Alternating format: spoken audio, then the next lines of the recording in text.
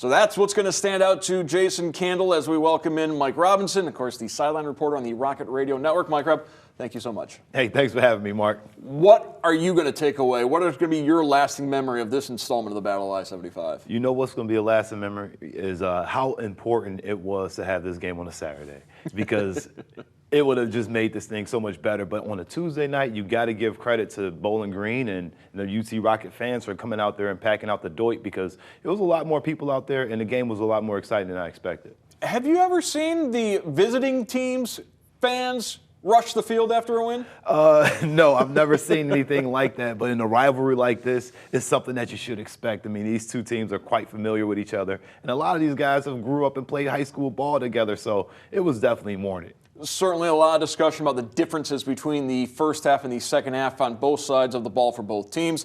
I suppose maybe one thing we're overlooking in that first half, Toledo, particularly with penalties, did not help themselves out, and that allowed Bowling Green to extend some drives and get some points. Yeah, absolutely. And Bowling Green came out with a great game plan too, Mark. They schemed up Toledo's defense perfectly. I mean, it was a great dissection of how to beat a Toledo defense, and you only could do it for so long, because at a point in time, Coach Karras is going to make adjustments, and that's what happened. But Fanning did an excellent job. They did an excellent job of getting him the ball. The quarterbacks, both of their quarterbacks stepped up in a big way. And for Toledo, I mean, they tried to figure this thing out in the first half, and they couldn't. Like you said, the penalties coming out the gate was one of the things that has hurt the Rockets several times throughout the season. But last night they found a way to overcome and stay disciplined.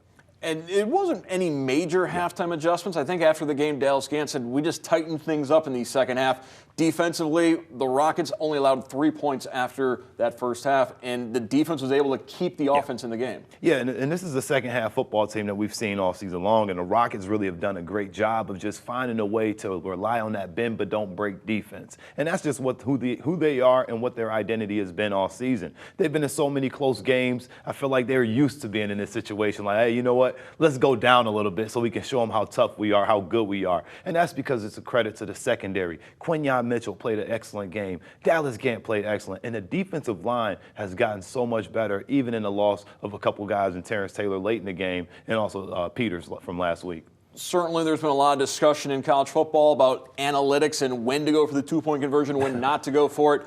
Rockets went for the two-point conversion early in the fourth quarter, made it a 3-point game. And then after BG got their field goal, it was a 6-point game. So a touchdown and extra point won it. A great execution of the two-point play to convert with Torres, but also a great time to go for the two-point conversion in terms of game situation. I mean, you know what?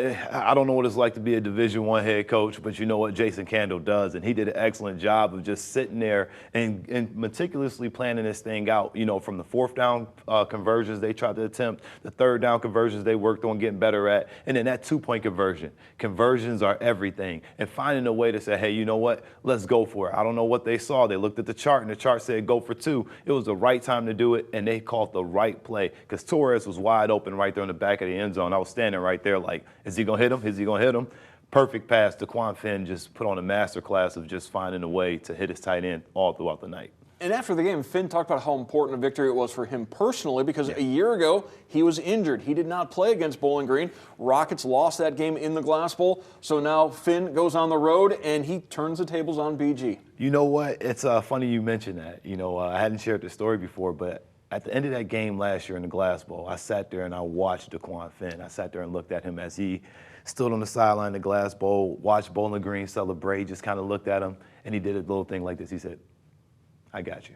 I got you. And at that point, that's when I said, oh, this dude's locked in. He's serious about this. And although Tucker Gleason had a great game, it was a fantastic game just like it was last night. But Daquan Finn, I mean, his moxie, you know, his willingness to rally this team on the sideline all night. He's pumping up the crowd. He's high-fiving and dapping everybody up. And even there was one point in time when he threw an interception. I saw him on the sideline. He came over. He was just like, we got this. Don't worry. He looked at me and said that. I was like, all right. And I felt real confident. So I think Daquan is just a great leader. And you got to give a lot of credit to the offensive line, because they're the ones that kept him clean for the most part, although he did get sacked quite a bit. So the Rockets have now won 10 straight games. They'll wrap up the regular season at Central Michigan the day after Thanksgiving. Then it's off for the MAC championship game.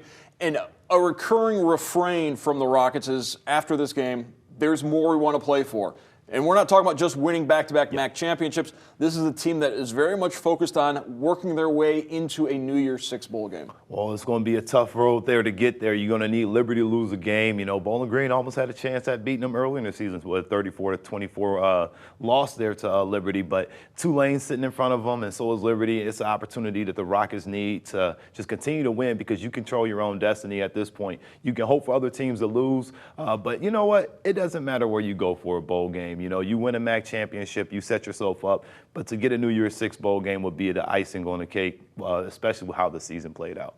Nothing against the bowl game played at Ford Field. I think the Rockets only want to take one trip to Detroit, not a second trip. No. But we've got to figure all that out in the coming weeks. I want to thank Mike Robinson for joining us on College Football Weekly as the Rockets are celebrating a Battle of I-75 victory. Hey, thanks for having me, Mark.